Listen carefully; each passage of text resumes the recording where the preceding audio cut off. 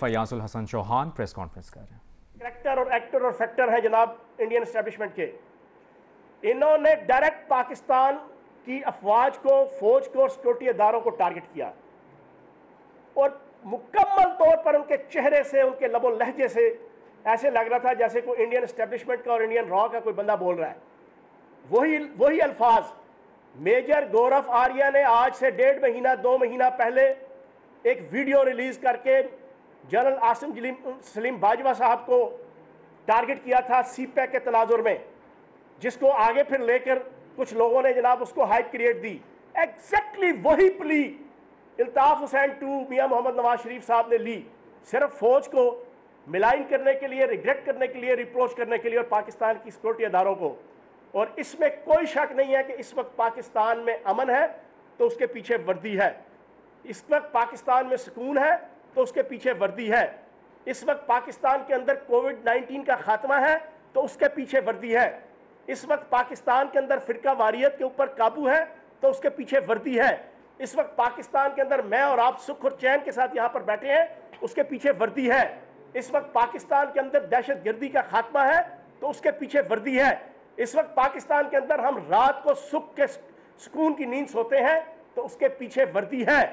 वो ऑपरेशन रद्दुल फसाद हो, वो ऑपरेशन ज़रबे अज़्ब हो, वो पाकिस्तान की अफवाज के जवान और अफसरान के जो खत्ते अव्वल में 40 सेंटीग्रेड के अंदर अपना खून पसीना और अपनी जान हथेली पर रख के मेरे और आपके माओ बहनों बेटियों और हमें इज्जत वकार और सुकून और इत्मीनान देने के लिए अपनी जिद्दोजहद कर रहे हैं, मैं कहता हूं उनको अप्रिशिएट करना चाहिए। लेकिन इल्ताफ हुसैन 2 ने अपनी उस तकरीर के अंदर और उस एपीसी के अंदर 5th जनरेशन वार के इस तीसरे टूल को इस्तेमाल किया। उसके बाद मैंने तो एपीसी से एक दिन पहले कहा था कि जिस काम में बेगम सफदर अवान साहिबा हाथ डालेंगी, और ये मैं कई महीनों से कह रहा हूं, नजूमी तो नहीं हूं लेकिन जिंदगी गुजरी है इस दस्त की सयाही में, सियासत की, स्टूडेंट पॉलिटिक्स से लेके यूथ पॉलिटिक्स, प्रैक्टिकल पॉलिटिक्स, तो चीज़ें समझ आ जाती हैं। पिछले 5 साल की तारीख गवाह है कि बेगम सफदर अवान साहिबा ने जिस काम में हाथ डाला अपने लिए, अपने वालिद साहब के लिए, अपने ख़ानदान के लिए और अपनी पार्टी के लिए, और कुछ दफ़ा तो पाकिस्तान के लिए भी, जिसमें वो न्यूज़ लीक शामिल है, रुसवाई जगहसाई के अलावा और कुछ हासिल नहीं किया। मैंने कह दिया था कि इस एपीसी में भी अगर बेगम सफदर अवान साहिबा आएंगी तो हासिल वसूल रसवाई और जगहसाई होगी। वही हुआ और आपके सामने आ गया कि फिर इस एपीसी के अंदर इन्होंने जो जो तकारीर की और जो जो बातें की, और फिर पिछले 2 दिन से और कल जनाब बेगम सफदर अवान साहिबा फरमाती हैं, कहती हैं कि जमहूरियत के अंदर फैसले पार्लियामेंट में होते हैं, जीएचक्यू में नहीं। बेगम सफदर अवान साहिबा आपने बहुत अच्छी बात की लेकिन आधी बात की, आप पूरी बात करती। पूरी बात क्या थी कि जमहूरियत के अंदर फैसले पार्लियामेंट में होते हैं। 2008 से लेकर 2018 तक 24 मुलाकातें कायदे हस्बे खिलाफ चौधरी निसार अली खान और वजीर आला पंजाब शहबाज शरीफ साहब 24 मुलाकातें रात के अंधेरे में नहीं करते, आप पूरी बात करती। और ये 24 मुलाकातें मियां मोहम्मद नवाज शरीफ साहब की मर्जी से हुई 2008 से लेकर 2018 तक, ये बात पूरी कर देती। फिर उसके अलावा आज मैं जो सबसे इंपॉर्टेंट बात करूंगा, जो इन्होंने कहा जमहूरियत के अंदर ये नहीं होता और जमहूरियत के अंदर वो नहीं होता। जनाबे वाला, जमहूरियत के अंदर खानदानी सियासत भी नहीं होती, जमहूरियत के अंदर खानदान भी नहीं होते। मुझे दुनिया के किसी मुल्क के अंदर, अमेरिका और बरतानिया और यूरोप के किसी मुल्क की जमहूरियत बता दें जहाँ पे पार्लिमानी जमहूरियत हो, कि जहाँ पार्टीज के अंदर और मुल्कों के अंदर खानदान जो है ना वो हुक्मरानी कर रहे हो, जहाँ पर वर्कर को अपनी पार्टी के अंदर जगह बनाने के लिए पार्टी लीडर, उसकी अम्मी जी, उसके अब्बा जी, उसके बेटे, उसके बेटियों, उसके भतीजों, उसके भांजों, उसके चाचे, उसके मामों की आशीर्वाद हासिल करने के लिए दिन और रात एक करना पड़ता हो। जमहूरियतों के अंदर ये नहीं होता। पार्लिमानी जमहूरियत के अंदर कोई खानदान नहीं होता, कोई खानदानी सियासत नहीं होती। पार्लिमानी जमहूरियतों के अंदर कोई वजीर आजम और सदर की बेटी का और बेटे का कोई इज्जत और वकार टेस्टिफाइड या रेक्टिफाइड या आइन और कानून के मुताबिक डिक्लेयर्ड नहीं होता। बाराक ओबामा की बेटी जो है वो बर्गर वाली दुकान के ऊपर नौकरी करती है। बेगम सफदर रहमान साहिबा, आपकी तरह के 2.5 लाख के जूते और जनाब 5-5, 10-10 लाख की वो जनाब घड़ियां पहन के वो शोबाजियां नहीं करती। आपकी तरह आपके वालिद साहब वजीर आजम हो और आप वजीर आजम हाउस के अंदर जो है वो बगैर किसी सरकारी डेजिग्नेशन के आप ऑफिशियल मीटिंग्स चेयर कर रही हो। आप जनाब आलमी सतह के ऊपर जितने डेलीगेशंस आ रहे हैं उनके साथ मीटिंग्स कर रही हो।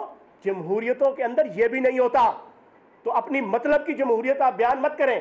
और पाकिस्तान एक डिफेंसिव रियासत है, पाकिस्तान एक दफाई रियासत है। पाकिस्तान के अंदर सैलाब आए तो फौज, पाकिस्तान के अंदर जल्जला आए तो फौज, पाकिस्तान के अंदर कराची में पानी आए तो फौज, पाकिस्तान के अंदर नालों की सफाई करनी हो तो फौज, पाकिस्तान के अंदर आपकी जनाब मर्दमशुमारी करनी हो तो फौज, पाकिस्तान के अंदर हाउसिंग के अदारे चलाने हो तो फौज, पाकिस्तान के अंदर पोलियो की कैंपेन चलानी हो तो फौज, पाकिस्तान के अंदर हर काम दहशतगर्दी खत्म करनी हो तो फौज। तो सियासतदान ये करप्ट और पदयानत ये करे मौज, कभी अकरबा परवरी की मौज, कभी मनी लॉन्ड्रिंग की मौज, कभी टीटीज की मौज, कभी जाली अकाउंट्स की मौज, कभी एयान अली की मौज, कभी तीफी भट्ट की मौज, कभी जनाब यहां पर 4-4, 6-6 बारियां लेने की मौज। तो आप करें मौज और काम करे फौज, और फिर उसके बाद आप करें उसके ऊपर तनकीद। आपको शर्म आनी चाहिए बेगम सफदर रहमान साहिबा। और आपने जो कल बात की, अल्लाह पाक की जात बड़ी है, वह तो इज्जो मंतशा व तजुल्लो मंतशा बियदिकल खैर इन्नका अला कुल्लि शैइन कदीर। इज्जत और जिल्लत के फैसले जमीनों पे नहीं आसमानों पे होते हैं। आपने बात की, उसके 1 घंटे बाद पाकिस्तान के मीडिया ने और ISPR ने सारे का सारा कट्टाकट्टी निखेड़ के रख दिया। आप खामोशी से जाके अपने लिए मुलाकातें करें, रात के अंधेरों में आप मुलाकातें करें, और बाहर आके आप जो है वो फौज के ऊपर तनकीद करें, मुल्क दुश्मन ताकतों की जो है वो शह के ऊपर। तो मैं ये समझता हूँ कि बेगम सफदर रहमान साहिबा की ये जमहूरियत के अंदर GH क्यों नहीं तो पार्लियामेंट, तो मेरा ख्याल है कि जमहूरियत के अंदर ख़ानदानी सियासत भी नहीं होती। फिर उसके बाद आखिरी चीज़ जो मैं आपके सामने रखूँगा, शहबाज शरीफ साहब ने कल प्रेस कॉन्फ्रेंस की, अजीबोगरीब प्रेस कॉन्फ्रेंस थी। कहते हैं कि इमरान खान साहब की ख्वाहिश है कि मैं गिरफ्तार हो जाऊं। शहबाज शरीफ साहब, इमरान खान साहब की ख्वाहिश नहीं है, ये आपकी लाजवाल, ताबनाक, बेमिसाल, अनथक और जज्बात के ऊपर मबनी बेमिसाल करप्शन, बदयांती, टकेमारी और पैदागिरी और नौसरबाजी और अकरबा परवरी है कि जिसकी वजह से पाकिस्तान के अदालती और एहतसाबी अदारों की ज़रूरत है कि आप गिरफ्तार हो। 9.5 अरब रुपया तो सिर्फ रमजान शुगर मिल के अंदर आपने मनी लॉन्ड्रिंग की है। 16 मुलजिम हैं, उनमें से 5 वादा माफ गवाह बन गए हैं। और मैं हैरान हूं इस शख्स के ऊपर एक ढेला, एक पाई, एक आना करप्शन की हो। पाकिस्तान की अवाम तंग आ गई है इनकी ढेला पाई और आना के, ये जो 2 दूनी 32 और 4 दूनी 36 वाला पढ़ा पढ़ते हैं ना, जो समझ से बाहर है। पाकिस्तान की अवाम को भी नहीं समझ आया होगा ये 2 दूनी 32 और 4 दूनी 36। बिल्कुल इसी तरह ये एक आना, एक पाई और एक ढेले का इनका नारा भी समझ नहीं आता। वो कोई शर्म की इंतहा होती है, जिस वक्त तुम ये बात कर रहे हो उसी वक्त टीवी चैनल चला रहे हैं कि आपके 5 वादा माफ गवाह बता रहे हैं कि आपके कितने करोड़ों रुपए इधर आए, कितने करोड़ों रुपए उधर गए, कितने आपने अरब रुपए की मनी लॉन्ड्रिंग की, कितने अरब रुपए की लूटमार की। 9.5 अरब रुपए की रमजान शुगर मिल के अंदर मंजूर पापड़ वाला पूरी स्टोरी सुना रहा है, मुश्ताक चीनी पूरी स्टोरी सुना रहा है, आपके जनाब निसार गिल, मसरूर अहमद, ये सारी की सारी स्टोरियां, ये JITs, पाकिस्तान के टॉप क्लास की एजेंसीज के टॉप क्लास ऑफिसर्स 2-2 साल लगाकर आपकी एक एक करप्शन को जो है वो बेनकाब कर चुके हैं। और आप लगे हुए हैं जनाब एक ढेला, एक पाई, एक आना। खुदा का वास्ता यार, कोई शर्म की इंतहा होती है, कोई धोखाधड़ी की इंतहा होती है, कोई चीट करने की इंतहा होती है, कोई आंखों में मिर्चें झोंकने की इंतहा होती है। मैं ये समझता हूँ कि पाकिस्तान की आवाम इस शहबाज शरीफ साहब की इन बातों को, मसला ये है कि ये होने लगे हैं अपनी इस करप्शन और बदयांती के जो केसेस चल रहे थे वो अब मंतकी अंजाम तक पहुँच रहे हैं। मंतकी अंजाम तक पहुँचते हुए अब ये जल्द ही गिरफ्तार होंगे अपनी इस करप्शन और बदयांती के केसेस की वजह से। इन्होंने उसको सियासी रंग देने की कोशिश की कल तकरीर करके, और कहा जनाब इमरान खान साहब की ख्वाहिश है। भाईजान, इमरान खान साहब की कोई ख्वाहिश नहीं है। इमरान खान साहब का इन अदारों के साथ, एहतसाबी अदारों के साथ कोई लेना देना नहीं है। ये जस्टिस जावेद इकबाल साहब की अपॉइंटमेंट शाहिद खकान अब्बासी साहब, जो आपके ज़ाती मुलाजिम हैं, जो उस वक्त वज़ीर आज़म थे, उन्होंने एज आ वज़ीर आज़म और कायदे हस्ब इख्तिलाफ जनाब खुर्शीद शाह साहब, जो आसिफ जरदारी साहब के और आले जरदारी के ज़ाती मुलाजिम हैं, उन्होंने कायदे हस्ब इख्तिलाफ की हैसियत से इन्होंने जनाब ये नॉमिनेट किया था जस्टिस जावेद इकबाल साहब को। ये जितने डीजीज नैब के हैं, जितने डायरेक्टर्स हैं, हत्ता के नायब कासिद भी, एक चपड़ासी भी जो है वो हमने भर्ती नहीं किया। तो ये आपके बनाए हुए जनाब अदारे हैं, ये आपकी लगाई हुई अपॉइंटमेंट्स हैं, और उन्होंने मेहनत करके आपकी करप्शन और बदयांती को पकड़ लिया। तो उस पर अब आप सियासी शहीद होने की कोशिश मत करें। पाकिस्तान की आवाम को पता है कि आप अपनी करप्शन और बदयांती की वजह से अपने मंतकी अंजाम तक पहुंचने वाले हैं। और आखिरी चीज़ मैं आपके सामने रखूँगा कि पाकिस्तान की आवाम वज़ीर आज़म पाकिस्तान इमरान खान साहब की क़यादत में हकीकी जमहूरियत ये है कि 2018 का इलेक्शन हो, 2013 का इलेक्शन हो, एक टिकट भी वज़ीर आज़म पाकिस्तान इमरान खान साहब के किसी रिश्तेदार को नहीं दिया गया। एक टिकट भी किसी चाचे, मामे, ताए, भांजे, भतीजे, ददपोतरे, बेटे, बेटी, किसी को टिकट नहीं दिया गया। आज 2018 के इलेक्शन के बाद की असम्बलियाँ कायम हैं। मुझे सिंगल एक रिश्तेदार बता दें जो सेनेट के अंदर, कौमी असम्बली के अंदर, सूबाई असम्बलियों के अंदर वज़ीर आज़म पाकिस्तान इमरान खान साहब का रिश्तेदार हो। ये है पार्लिमानी जमहूरियत बेगम सफदर अवान साहिबा, ये है यूरोप और अमेरिका की जमहूरियत, ये है हकीकी जमहूरियत। इस जमहूरियत का तकाजा ये होता है कि आपने आवाम के लिए फैसिलिटेट करना है, आवाम को आगे लेके आना है। और इनकी हालत ये थी कि इनकी पिछली सारी असम्बलियों के अंदर 30-30, 35-35 टिकट जो है वो आले शरीफ के ख़ानदान के होते थे। और फिर उसके बाद वो तकरीबन सारे के सारे MNA, MPA, सेंटर, वज़ीर और मशीर होते थे। बेगम सफदर अवान 2013 के बाद डिफेक्टो वज़ीर आज़म थी। हमजा शहबाज पंजाब के अंदर डिफेक्टो वज़ीर आला था। ये कौन सी जमहूरियत की बातें करते हैं? इनके मुंह से जचती है? इनको तो शर्म आनी चाहिए जमहूरियत की बात करते हुए। इनको तो शर्म आनी चाहिए जमहूरी इक़दार की बातें करते हुए। जमहूरियत जो है ख़ानदानी सियासतों को नहीं मानती, ख़ानदानों को नहीं मानती। जमहूरियत ख़ानदानी सियासत को मानती है ऑटोक्रेसी, ख़ानदानी सियासतों को मानती है बादशाहत, ख़ानदानी सियासतों को मानती है शहनशाहियत। तो जनाब आप तो शहनशाह हैं, आप तो बादशाह हैं, आप तो ऑटोक्रेट हैं, आप जमहूरी लीडर नहीं हैं। और आखिरी बात मैं बेगम सफदर अवान साहिबा को और शहबाज शरीफ साहब को एडवाइस दूंगा कि अब आप, बेगम सफदर अवान साहिबा से तो रिक्वेस्ट है कि आपके लिए मैंने एक बात कह दी है, जितना बोलेंगी, जितना भाग दौड़ करेंगी, रुसवाई जग हसाई आपके खाते में आएगी। और शहबाज शरीफ साहब जितना झूठ बोलेंगे, जितना फ्रेब करेंगे, उतना आप जो है वो अपनी खोदी हुई जो आपकी सियासी कब्र है उसके अंदर आप घुसेंगे। अच्छा चौहान साहब ये बता दें कि आपने बात की कि मियां नवाज शरीफ जो है वो सेकंड इल्ताफ हुसैन बन गए हैं, तो इल्ताफ हुसैन पर मुकदमा दर्ज हुआ था, क्या हुकूमत जो है नवाज शरीफ के खिलाफ भी शर्मअंगेज तकरीर पर मुकदमा दर्ज करने जा रही है? अच्छा सर, इसी पे एक और ले लें, आप तकरीर की बात करें, आपके मिनिस्टर शबली फराज साहब हैं, अगर वो तकरीर नहीं रुकवा पाए तो फिर किसकी मंशा पर तकरीर हुई है? चलिए। अच्छा, इस पर बात यह है, मैं ये समझता हूँ कि वज़ीर आज़म पाकिस्तान इमरान खान साहब ने बड़ी अच्छी मूव की कि इस मफरूर और मुजरिम की तकरीर ऑन एयर होने दी। वजह ये थी, सारों को पता है और वज़ीर आज़म साहब को भी पता है कि ये तकरीर करेगा, अपने ऊपर खुदकश हमला करेगा ही करेगा। ये साहब तकरीर करेंगे, अपने पार्टी के ऊपर खुदकश हमला करेंगे ही करेंगे। ये तकरीर करेंगे तो शहबाज शरीफ साहब की 2 साल की मेहनत, जो बड़ी अयारी, मकारी, चलाकी के साथ जो अपनी अरेंजमेंट करने लगे हुए अपने आप को और अपने बेटे को बचाने की, उसका बेड़ा गर्क करेंगे ही करेंगे। तो मैं समझता हूँ कि वो तकरीर जो ऑन एयर हुई है वो पाकिस्तान की 22 करोड़ आवाम को पता चल गया है। 2 महीने पहले मेजर गौरव आर्या ने जो तकरीर की, रॉ के डायरेक्टर ने, जिसने एक अपनी तकरीर जो है वो अपलोड करके भेजी थी कि पाकिस्तान के अंदर किस तरीके से फिरका वाराना फसाद करवाने हैं।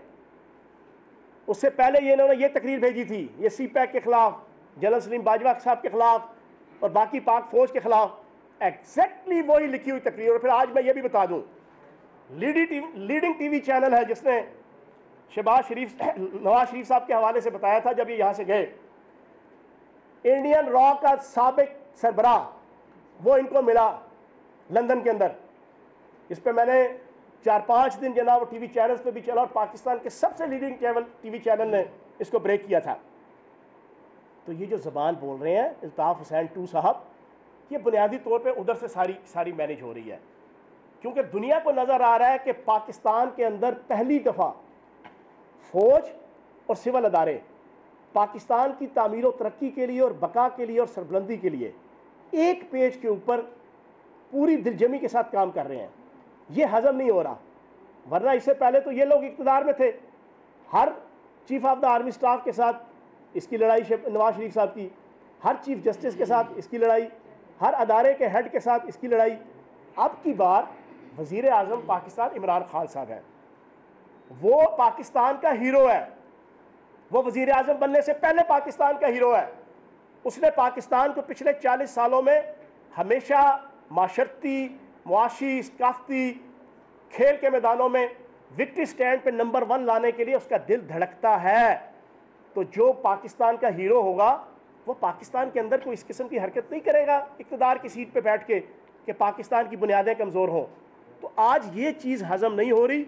लेकिन आपने जो कहा, इंशाल्लाह नवाज शरीफ साहब को, मैंने तो पहले कहा था रिपरकशंस बड़े सख्त आएंगे, नवाज शरीफ साहब को इंशाल्लाह वापस लाएंगे। जी सती साहब। सर ये बताइएगा कि आप चंद ऐसे हुकूमती शख्सियात में शामिल होते हैं कि जो भरपूर अंदाज में मुल्क का जो है पाकिस्तान हुकूमत का दफा करते हैं, अपना मौक़िफ़ देते हैं, लेकिन कुछ ऐसे लोग, मैं आपके साथ कुछ लोग ऐसे ही मुख्तलिफ अंदाज में आपकी हुकूमत के अंदर ही कि वो ऐसी गुफ्तगू करते हैं जैसे कि वो जो अंदाज जो बयान करने वाला होता है वो चेंज हो जाता है।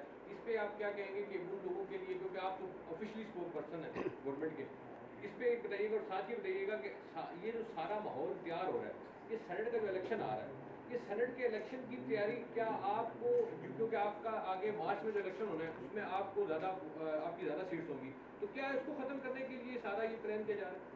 देखिए, मंसूर सती साहब ने बड़ा ज़बरदस्त सवाल किया है। असल हकीकत ये है कि मार्च के पहले हफ्ते में सेनेट का इलेक्शन है। FATF के बिल में आपने देख लिया कि सेनेट में हमें नाकामी हुई क्योंकि हम वहाँ पर अक़लियत में हैं।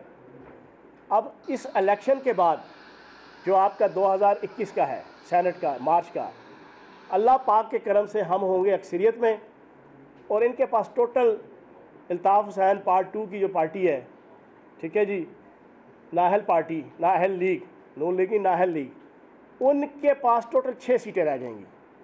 अब जो इस वक्त आप देख रहे हैं इनकी जनाब उठ के जनाब सेनेट के अंदर आना और गाली गलोच तक, ये मुशाहिदुल्लाह की तरह के जो बदतमीज़ लोग और फिर बाकी मुख्तलिफ़ किस्म के जो सेनेट के अंदर रोज़ाना तमाशा बना होता है, इन्हें पता है कि इसके बाद इनकी सियासत तकरीबन 90% बिल्कुल पाक और साफ़ हो जाएगी पाकिस्तान के सियासी मैदान से। तो बात सती साहब ने बिल्कुल ठीक की है। असल झगड़ा ये है कि वो कहते हैं उससे पहले शायद वो कहते हैं ना कि बिल्ली के ख्वाब में छिछड़े, और अहमकों की जन्नत और उलूओं के बहिश्त में रहते हुए ये इन्होंने जनाब अज्यूम किया हुआ कि शायद कोई हम कुछ नतीजा निकाल लेंगे। नहीं जनाब, आप जैसे करप्ट और नाअहल 5 साल पूरे कर सकते हैं तो इमरान खान जैसा अहल आदमी जनाब वो क्यों ना 5 साल पूरे करें। साहब ये बताइएगा कि ये सारी चीज़ें एक जगह पर, लेकिन दूसरी तरफ ये है कि हुकूमत इस सिस्टम के साथ तक संजीदा है कि नवाज शरीफ को वतन वापस लाए, जबकि पाकिस्तान और बरतानिया के दरमियान जो है कोई ऐसा ट्रिकी एग्रीमेंट नहीं है जिसके तहत बरतानिया इंटरपोल के जरिए भी पाकिस्तान को उसको वापस करे। क्या कहते हैं? अच्छा, पाकिस्तान और बरतानिया के दरमियान मुलजिमों की जो है वो लेन देन के ऊपर शायद नहीं है, जो मेरी इंफॉर्मेशन है। ये तो मुजरिम है, ये तो मुजरिम है ना। और मैं अक्सर एक फ़िक्रा कहता हूँ, testified, rectified, verified, purified, simplified मुजरिम, तयशुदा मुजरिम, सिक्का बंद मुजरिम, सुप्रीम कोर्ट से लेके एहतसाब अदालतों तक, ये तो मुजरिम है। तो ये मुजरिम फिर अदालतों का मफरूर भी है, रियासत का मफरूर भी है, अपने भाई का मफरूर भी है। वो भाई ने भी गवाही दी हुई है, वो अलग बात है एक दिन मुकर गए कि मैं कितों दी है ना, मैं कि दी, ठीक है। वो अगले दिन फिर मैं पूरा इनका एफिडेविट लेके आया था, दिखाया था। तो जनाब अदालतें और पाकिस्तान की रियासत वापस नहीं आ सके और ना ही नवाज शरीफ के बारे में जो नज़र आ रहा है, बजाय जो सूरत हाल है अच्छा, मैं वैसे आपस की बात बताऊं, ये मेरी ज़ाती राय है, ये हुकूमती राय नहीं है। ये बाहर रहेंगे, सुबह उठेंगे, आप टीवी चैनल ऑन करेंगे, जनाब एंकर तजिया निगार छितर लतर परेड शुरू कर रहे होंगे, जनाब किधर है जी नवाज शरीफ, मफरूर किधर है जी, इश्तिहारी किधर है जी, फलां किधर है, फिर तजिए आएंगे। रात आप सोते हुए जब आप बंद करेंगे टीवी तो यही तबसरा हो रहा होगा, नवाज शरीफ साहब, मफरूर। और वैसे भी आप देख लें पिछले 5 सालों में, चाहे वाशिंगटन पोस्ट हो, न्यूयॉर्क टाइम हो, गार्डियंस हो, ट्विटर हो, डेली मेल हो, जितने आपके इंटरनेशनल मैगज़ीन और अखबारात हैं और जितने पाकिस्तान के, उसमें चोर, डाकू, कफन चोर, हर एक किस्म का जनाब इनको टैग मिला, लकब मिला। एक इश्तिहारी और मफरूर का रह गया था, वो भी मिल गया। तो मैं कहता हूँ आएंगे तब भी इनके लिए रुसवाई है, नहीं आएंगे तब भी आई है। वो देसी स्टाइल में बता दूँ, जो आपका पटवारी स्टाइल है, वो पटवारी स्टाइल में जनाब अगों चक तो पिछों लत, बस ये इनका माहौल है। जी साले जफर साहब, साले साहब जी, ये बताइएगा, सॉरी साले कह गया अच्छा आप काम कर रहे हैं, चीखें निकलवा दी है आपने पोजीशन की, बहुत अच्छा माशाल्लाह। लेकिन ये बताएं कि आप क्या प्रेजेंट क्या कर रहे हैं कि जो पाकिस्तान का आम आदमी है, जिसका गुर्बत से बुरा हाल हो चुका है, वो क्या करे कि उसको तो इन लोगों से कुछ लेना देना नहीं है। वो तो सुबह घर से निकलता है, कमा के लेके जाता है और खाता है। उसके लिए क्या चीज़ आप कहेंगे कि उसके लिए आपने 2.5 सालों में किया? पंजाब के अंदर 52 लाख ख़ानदान हैं कि जिनको पिछले 2 सालों में 7.25 लाख की मालियत का हेल्थ इंश्योरेंस कार्ड मिल चुका है। और ये जो माली साल अगले साल 30 जून 2021 तक 72 लाख ख़ानदानों को जो है वो मिल जाएगा, पहली चीज़। दूसरी चीज़, आपने कहा इनसे लेना देना नहीं। सर, इनसे क्यों नहीं लेना देना? इन्हीं की वजह से तो ये सारे मामलात आए हैं, इन्हीं की वजह से। अब मैं एक छोटी सी मिसाल रख दूं, 48 अरब डॉलर पे परवेज़ मुशर्रफ साहब छोड़ के गए कर्जे, जो 60 साल के बनते थे, 60 सालों के। 10 सालों में 95 अरब डॉलर हो गए। 10 सालों में इन्होंने 40 अरब डॉलर का मजीद बर्डन पाकिस्तान में डाल दिया। 2008 में परवेज़ मुशर्रफ साहब 38 अरब डॉलर की बरामदात छोड़ के गए, ये 20 अरब डॉलर तक 10 सालों में ले आए, 18 अरब डॉलर नीचे। आपके मुशर्रफ साहब तकरीबन 48 अरब डॉलर की दरामदाद छोड़ के गए, ये 65 अरब डॉलर तक जो है वो दरामदाद ले गए। जनाबे वाला, इस पाकिस्तान की इकॉनमी का चाहे आप मैक्रो, माइक्रो, अवामी, देसी और जिस अंदाज की इकॉनमी का भी तस्करा करेंगे, उसका सत्यानाश तो इन्होंने फेरा है। तो इनसे पूछना तो है, अदालतों ने भी, रियासतों ने भी, माशरे ने भी, हमने भी। बाकी कोविड-19 अगर ये 8 महीने का हमारा क्राइसिस ना होता तो आपको ब्लंटली और ओपनली नज़र आ रहा होता कि जो हम इमरान खान साहब की क़यादत में इनकी हाथों की लगाई हुई दांतों से खोलने के बाद आवाम की बेहतरी के लिए कर रहे हैं।